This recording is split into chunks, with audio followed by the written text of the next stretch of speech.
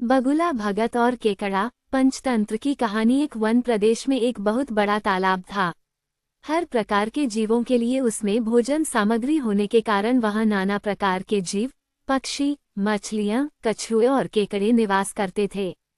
पास में ही बगुला रहता था, जिसे परिश्रम करना बिल्कुल अच्छा नहीं लगता था। उसकी आंखें भी कमजोर थीं। मछलियां पकने के लिए तो मेहनत करनी पड़ती है, जो उसे खलती थी। इसलिए आलस्य के मारे वह प्रायः भूखा ही रहता। एक टांग पर खड़ा यही सोचता रहता कि क्या उपाय किया जाए कि बिना हाथ पैर हिलाए रोज भोजन मिले। एक दिन उसे एक उपाय सूझा तो वह उसे आजमाने बैठ गया। बगुला तालाब के किनारे खड़ा हो गया और लगा आंखों से आंसू बहाने। एक केकड़े ने उसे आंसू बहाते देखा तो वह उसके निकट आया और पूछने लगा, मामा, क्या बात है, भोजन के लिए मछलियों का शिकार करने की बजाय खड़े आंसू बहा रहे हो? बगुले ने जोर की हिचकी ली और भर्राए गले से बोला, बेटे, बहुत कर लिया मछलियों का शिकार। अब मैं ये पाप कार्य और नहीं करूँगा। मेरी आत्मा जाग उठी है, इसलिए मैं निकट आई मछलियों को भी नहीं पकड़ रहा हूँ। तुम तो देख ही रहे हो। केकड़ा बोला, मामा, शिकार नहीं करोगे, कुछ खाओगे नहीं तो मर नहीं जाओगे। बगुले ने एक और हिचकी ली, ऐसे जीवन का नष्ट होना ही अच्छा है बेटे, वैसे भी हम सबको जल्दी मरना ही है। मुझे ज्ञात हुआ है कि शीघ्र ही यहाँ 12 वर्ष लंबा सूखा पड़ेगा। बगुले ने केकड़े को बताया कि यह बात उसे एक त्रिकालदर्शी महात्मा ने बताई है, जिसकी भविष्यवाणी कभी गलत नहीं होती। केकड़े ने जाकर सबको बताया कि कैसे बगुले ने बलिदान व भक्ति का मार्ग अपना लिया है और सूखा पड़ने वाला है। उस तालाब के सारे जीव, मछलियां, कछुए, केकड़े, बत्तख व सारस आदि दौड़े दौड़े बगुले के पास आए और बोले, भगत मामा, अब तुम ही हमें कोई बचाव का रास्ता बताओ।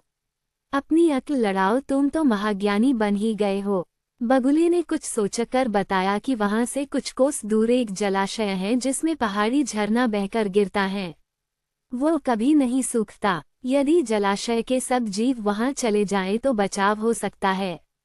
अब समस्या ये थी कि वहां तक जाया कैसे जाएं।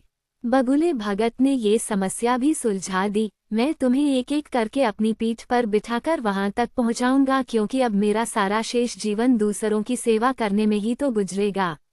सभी जीवों ने गद होकर बगुला भगत जी की जय के नारे लगाए। अब बगुला भगत के पौ 12 हो गई।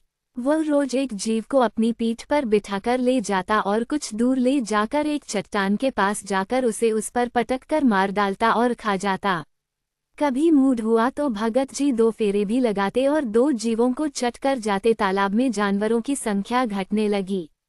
चट्टान के पास मरे जीवों की हड्डियों का ढेर बढ़ने लगा और भगत जी की सेहत बनने लगी। खा खाकर वह खूब मोटे हो गए। मुख पर लाली आ गई और पंख चर्बी के तेज से चमकने लगे। उन्हें देखकर दूसरे जीव कहते, देखो, दूसरों की सेवा का फल और पुण्य भगत जी के शरीर को लग रहा है। बगुला भगत मन ही मन खूब हंसता। वह सोचता कि देखो दुनिया में कैसे कैसे मूर्ख जीव भरे पड़े हैं, जो सबका विश्वास कर लेते हैं। ऐसे मूर्खों की दुनिया में थोड़ी चालाकी से काम लिया जाए तो मजे ही मजे हैं। बिना हाथ पैर हिलाए खूब दावत उड़ाई जा सकती है। बहुत दिन यही क्रम चला। एक दिन केकड़े ने बगुले से कहा, मामा, तुमने इतने सारे जानवर यहाँ से वहाँ पहुँचा दिए, लेकिन मेरी बारी अभी तक नहीं आई। भगत जी बोले, बेटा, आज तेरा ही नंबर लगाते हैं, आजा मेरी पीठ पर बैठ जा। केकड़ा खुश होकर बगुले की पीठ पर बैठ गया। जब वह चट्टान के निकट पहुंचा तो वहां हड्डियों का पहाड़ देखकर केकड़े का माथा ठनका। वह हकलाया, ये हड्डियों का ढेर कैसा है? वह जलाशय कितनी दूर है मामा? बगुला भगत ठा करके खूब हंसा और बोला, मूर्ख, वहां कोई जलाशय नहीं है। मैं एक एक को पीठ पर बिठाकर यहाँ लाकर खाता रहता हूँ।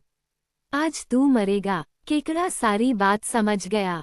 वह सिहर उठा, परंतु उसने हिम्मत न हारी और तुरंत अपने पंजों को आगे बढ़ाकर उनसे दुष्ट बगुले की गर्दन दबा दी और तब तक दबाए रखी जब तक उसके प्राण पखेरु न उड़ गए। फिर केकड़ा बगुले भगत का कटा सिर लेकर तालाब पर लौटा और सारे जीवों को सच्चाई बता दी कि कैसे दुष्ट बगुला भगत उन्हें धोखा देता रहा। सीखा किसी की भी बातों पर आंखें मूंद कर विश्वास